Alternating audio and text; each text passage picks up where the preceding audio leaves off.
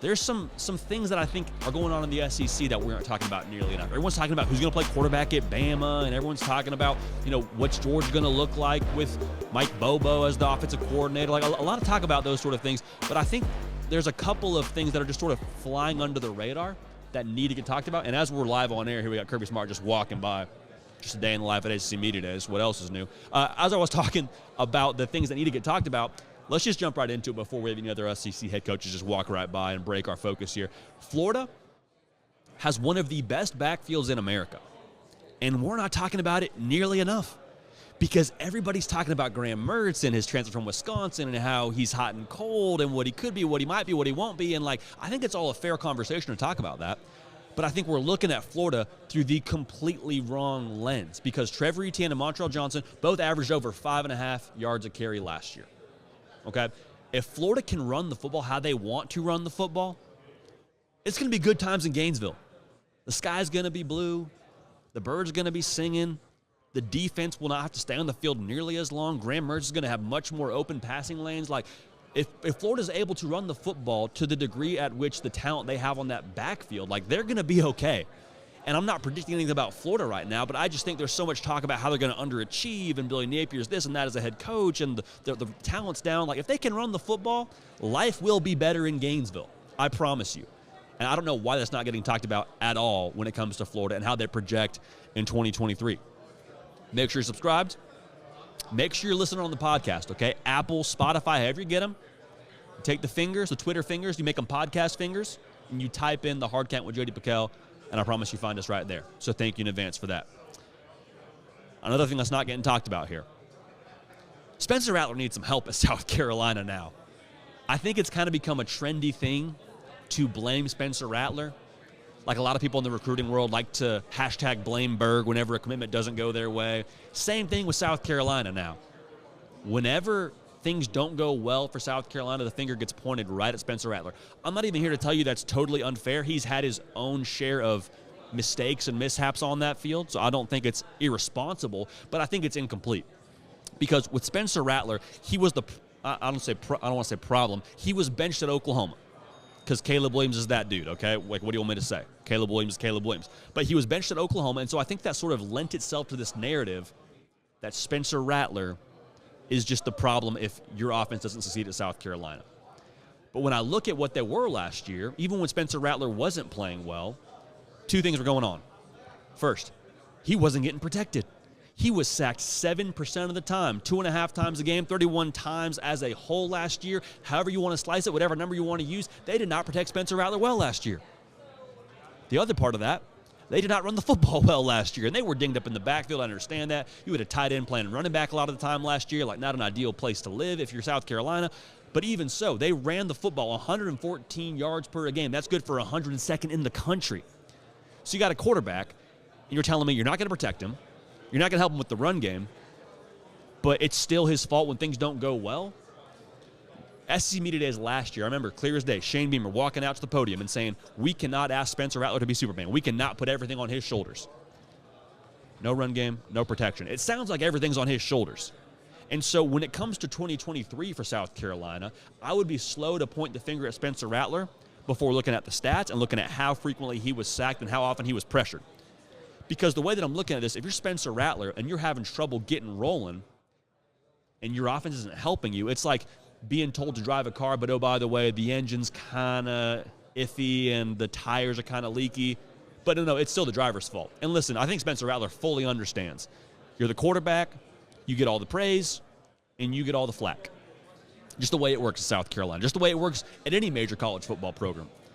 But I would be a little bit more tentative to put all the blame on Spencer Rattler's shoulders. Now, Juice Wells is that guy. He's got to step up big like he did last year. They got to go to him early, often, and everything in between. But they got to give him some running game, and they got to protect him for more than half of Mississippi. Just has to happen for South Carolina to be successful. Not getting talked about nearly enough. Everybody wants to blame Spencer Rattler. Everybody wants to say, oh, it's Spencer's fault. But you don't look at the context.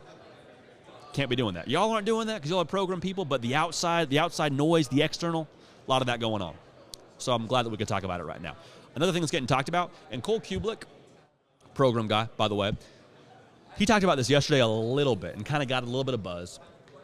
But Kentucky has a quarterback in Devin Leary that can flat out spin it. He wasn't healthy last year. He's transferring over from NC State. But there was so much buzz around Will Levis. And I understand it. The arm talent is flashy. It's got that ideal NFL quarterback build. He was getting first-round buzz. Like, I understand that. I'm not against that. But you take Will Levis's best season. You take Devin Leary's best season.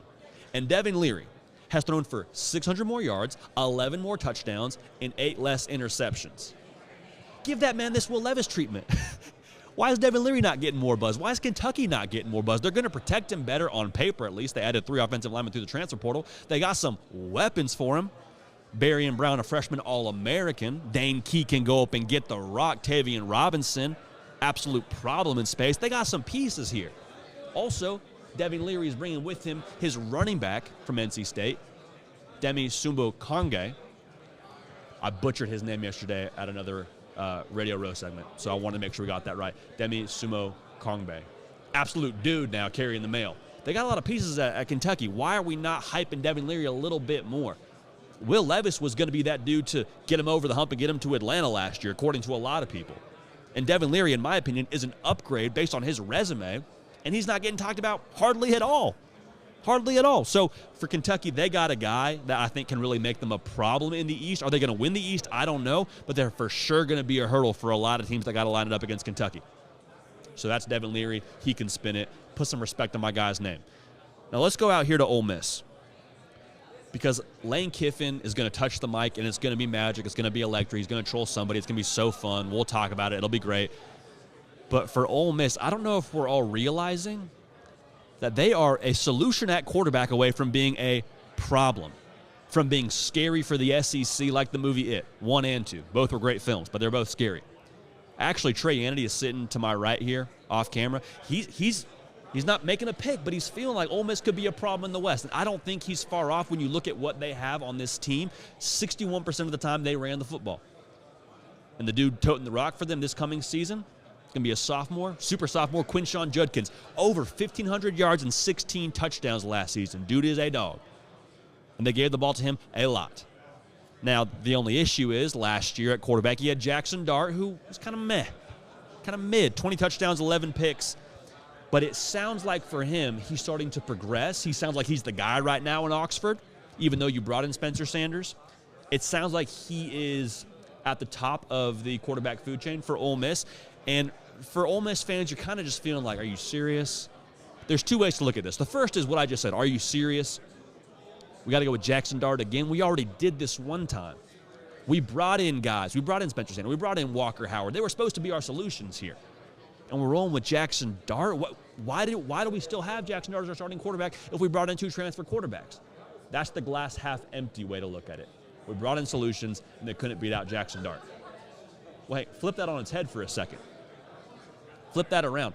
You brought in guys that were supposed to take Jackson Dart's job, and it sounds like he leveled up and fought him off. Now, he hasn't been named the starter officially, to my knowledge, but even so, man, Jackson Dart, if he was able to level up and progress in this RPO system, something he had never done before until last year, and takes that next step, that could be good news for Ole Miss. If we get a Darty in Ole Miss, it's going to be problems, because at that point in time, you run the football as well as they do, and you're able to complement it with the pass game. You have some balance there. I'm just saying now, keep an eye on Lane Kiffin, keep an eye on Ole Miss. They're going to be a team you got to deal with. If they get that quarterback position right and they're able to hold it down on defense, they're going to be a problem. They're going to be a problem for somebody now. So, with that being said, one more team I want to talk about here, and that's Texas A&M. I just want to give you a little footnote on A&M. A lot of talk about Connor Wegman, deservedly so. Dude lit it up last year, tons of ability, former 5-star. Like, I get the juice around Connor Wegman in College Station, but to the exact same token, there has not been a starting quarterback named in College Station. Max Johnson, in my humble opinion, when he became the starter last year for that short period of time before he got hurt, that team had a totally different look. They beat Miami when they were ranked, and that win didn't age particularly well. They beat Arkansas when they were a top 10 team. Same kind of deal with how that win aged. But even so, in the moment, I was buying a lot of stock in Max Johnson. Heck, I think even a spring game a year ago, Max Johnson was your best quarterback. So I would be a little bit slower to just outright say Connor Wegman's going to be the answer at Texas A&M. Now, hear me clearly. I think if he is your guy, great.